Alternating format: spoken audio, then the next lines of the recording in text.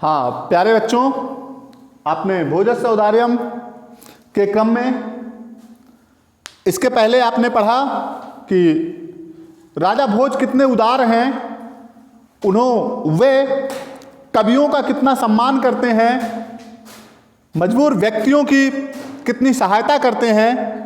उसी के क्रम में आप आगे पढ़ेंगे कि वो व्यक्ति जिसने राजा भोज को बताया कि केवल आप ही इस पृथ्वी पर ईश्वर रह गए हैं, बाकी समाप्त हो गया है, इसलिए आपसे ही कुछ मांगा जा सकता है। उसके श्लोक को सुनकर के राजा भोज प्रसन्न हुए और उन्होंने राजा तुष्टम तस्मै प्रत्यक्षरम लक्षम ददौ, राजा संतुष्ट हुए और उसके प्रत्येक अक्षर पर 1-1 लाख दिया। आप 1 लाख रुपया कह सकते हैं, 1 लाख स्वर्ण मुद्राएं, वैसे उस समय स्वर्ण मुद्राएं चलती थी तो आप स्वर्ण मुद्राएं कह सकते हैं। राजा तुष्टे तस्मयो प्रत्यक्षरम लक्षम ददाओ, बताया कि राजा उससे संतुष्ट हो करके प्रत्येक अक्षर पर 1 लाख दिया।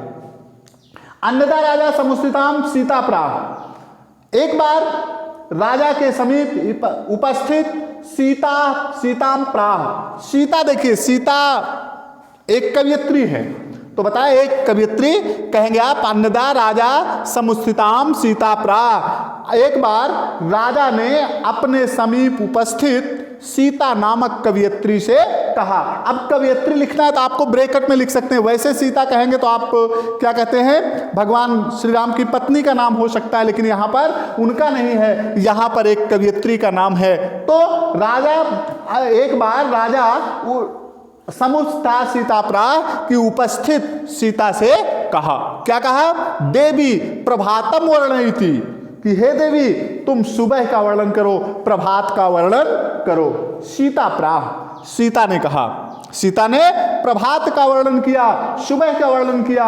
कहा बिरल बिरला स्थूल तारा कला युव सज्जनाम, कहा कि सुबह के समय देखिए आप जब आकाश को देखते हैं तो कुछ ही तारे आपको दिखाई पड़ते हैं। तो सीता ने कहा कि जिस प्रकार से कला युव, बताया जिस प्रकार से कलयुग में सज्जनों का मिलना मुश्किल है, उसी प्रकार से आज सज्जन इधर उधर बिखरे हुए हैं, उसी प्रकार से आकाश में बड़े बड़े तारे इधर उधर बिखरे हुए हैं।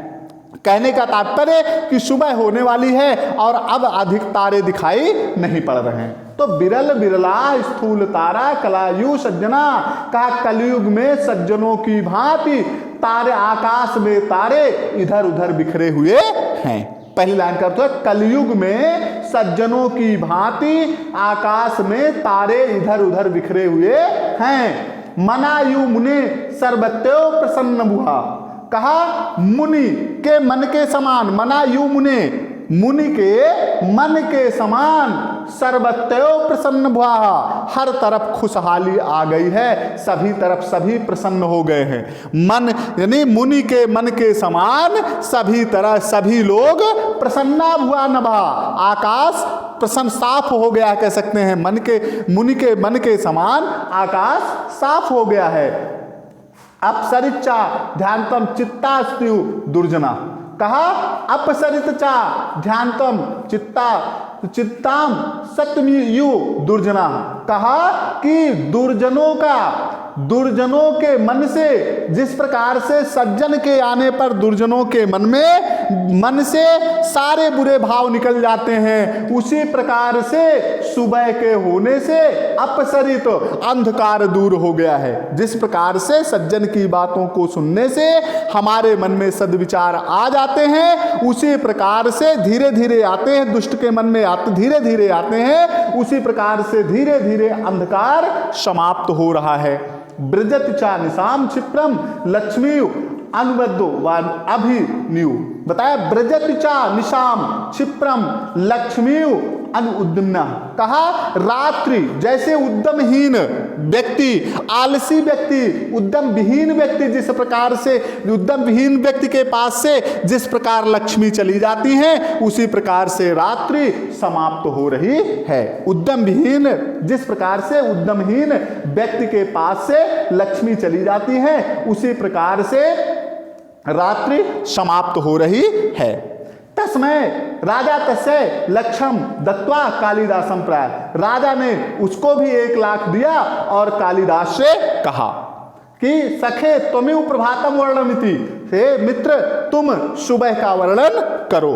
तथा कालिदास प्राय, तब कालिदास ने कहा अभूत प्राची पिंग्या रसपति यु प्राप्यम कनकम, कि बताया कि अभूत प्राची पिंगाम रस पति यु प्राप्यम कनकम, बताया कि पूर्व दिशा, अभूत प्राची माने पूर्व, पूर्व दिशा, बताया कि जिस प्रकार से सोना पारे को पाकर चमक जाता है उसी प्रकार से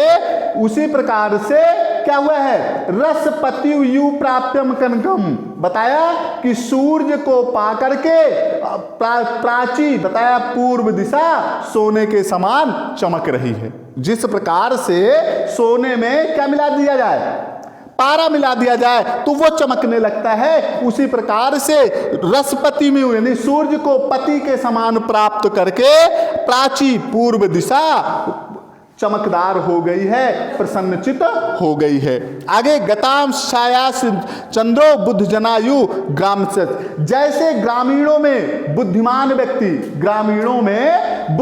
व्यक्ति इधर उधर होते हैं या उनका कोई प्रभाव नहीं होता है, ग्रामीणों के बीच में बुद्धिमान व्यक्ति का या मूर्खों के बीच में जिस प्रकार से बुद्धिमान व्यक्ति की इज्जत नहीं होती है, सम्मान नहीं होता है, उसी प्रकार से क्या हुआ है, गच्छताम चंद्रो यानी चंद्रमा क्या हो रहा है, प्रभाव विहीन हो गया है। जैसे ग्रामीणों के बीच में क्या है या मूर्खों के बीच में बुद्धिमान व्यक्तियों का सम्मान नहीं होता, वह प्रभाव विहीन हो जाता है, उसी प्रकार से चंद्रमा प्रभाव विहीन हो गया है।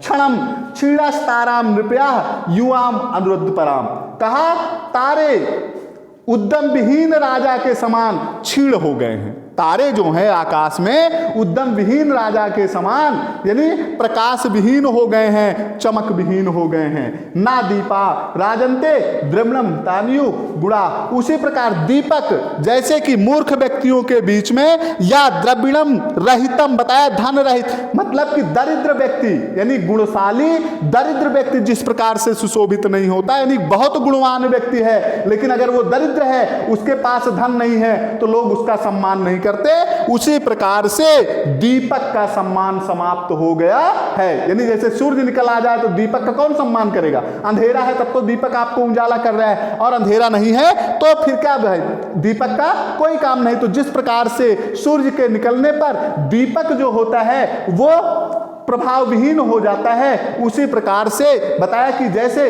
उसी प्रकार से धनवान व्यक्ति निर्धन व्यक्ति जो है वो अगर गुणों से युक्त है फिर भी वो लोगों के बीच में सम्मान नहीं प्राप्त करता है। राजा अतितुष्टम, राजा अत्यंत संतुष्ट हुए, तस्मै प्रत्यक्षरम लक्षौ ददौ, और उन्होंने उनके प्रत्येक अक्षर पर 1 लाख स्वर्ण मुद्राएं प्रदान की। धन्यवाद।